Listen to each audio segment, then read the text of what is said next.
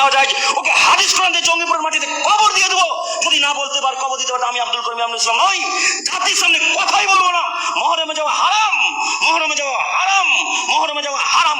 দেখি কোন মায়ের বাট আছে বলতে পারে মহরমে যাওয়া যায়? বলে না কেন? মায়ের দুধ কত পান করেছেন, বলেন না কেন যে মহরমে যাওয়া যায়? শুধু বলেন একবার মুখের সামনে, চোখের সামনে।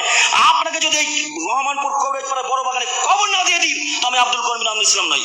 কি দেখাতে চাচ্ছে নিজেকে? শতদিন বলেছি, শতদিন বলা আছে বক্তব্যের মাঝে, মহরমে যাওয়া হারাম, মহরমে যাওয়া হারাম, মহরমে যাওয়া হারাম। কোন মানুষ হলে তো কথা শুনবে, মানুষই তো নয়। আল্লাহ সুবহানাহু ওয়া তাআলার বাণী বলছেন যে যারা বুঝেও বোঝে না, অন্তর আছে বোঝে না, দেখেও দেখে না, চক্ষু আছে দেখে না, শুনেও শোনে না, কান আছে শোনে না, উলাইকা কাল আনআম, তারা পশু প্রাণীর মতো, তারা গরু ছাগলের মতো, তারা কুকুর শিকারের মতো, তারা শুয়োরের মতো, বালহুম আজাল, তার চেয়েও খারাপ। বলেন আল্লাহর থেকে কি খারাপ করে বলবে? আল্লাহর থেকে কি খারাপ করে বলবে? আল্লাহ আপনাকে উদ্দেশ্য করে বলছে, যারা শুনেও শোনে না, যারা বক্তব্য শুনেছে মহরমে যাওয়া হারাম, তারপরেও যারা